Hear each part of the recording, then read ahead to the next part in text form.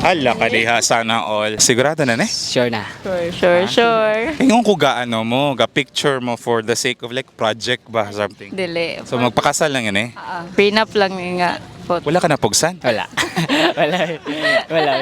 Atong gisigurado ba for the record kano sa ang kasal? Maybe next month. Anong maybe? Dapat sure. Wala pa yung exact date pero probably next month. So wala mo nagay sure nganong ga prenup pa man mo. Char. Pero probably hopefully next month. Pila mo ka tuig usa mo nag-decide nga magpakasal na? Almost 3 years. Unsa man ni siya? High school sweethearts, college sweethearts, workmates? Dili. Pwede to bagon? Ano man ta? Asa mo nagibalak? Wala mo kabalo, pakasal na mo kung kabalo? Common friends lang. For sure, ikaw mo yun ni...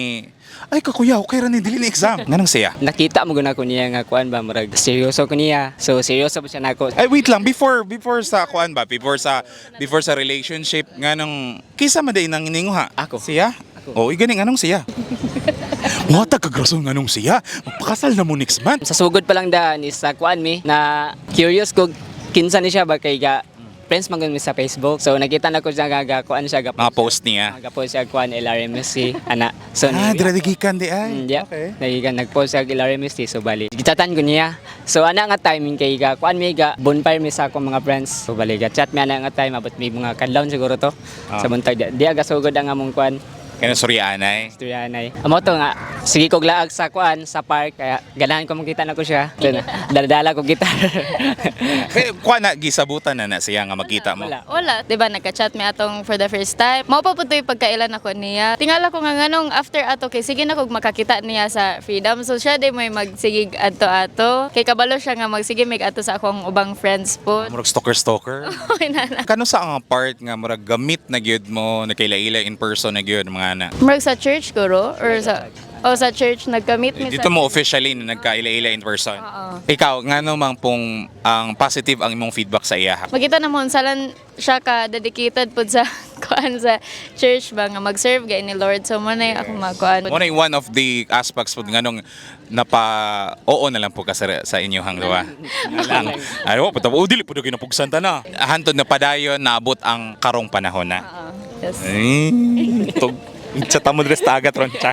Sige, sana all na lang tani. Mensahe na lang sa usag-usa. Adagang kayong salamat. Soft-spoken ka, no? Or naulaw lang? Both. Sige, padayon lang. Badayon na rin ta. Kasal na good mo. O, dili ko ni binuang ning kasal ba ya, no?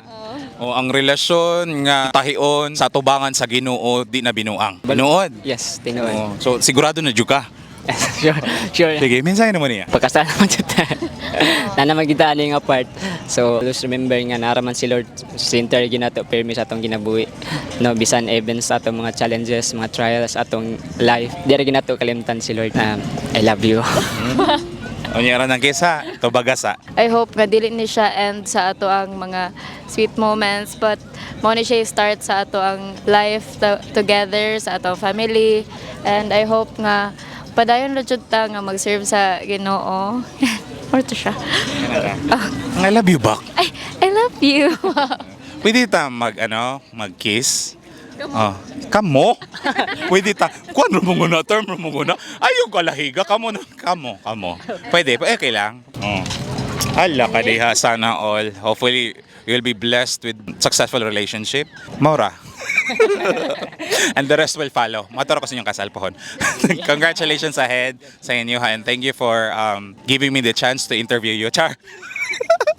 Thank you so much for your time, Paul. Daghang salamat sa pag-share sa inyong gugma sa Sagusa. Thank you. Ang gugma nga ihatag ug ialay po nato sa atong Ginoo, di ba?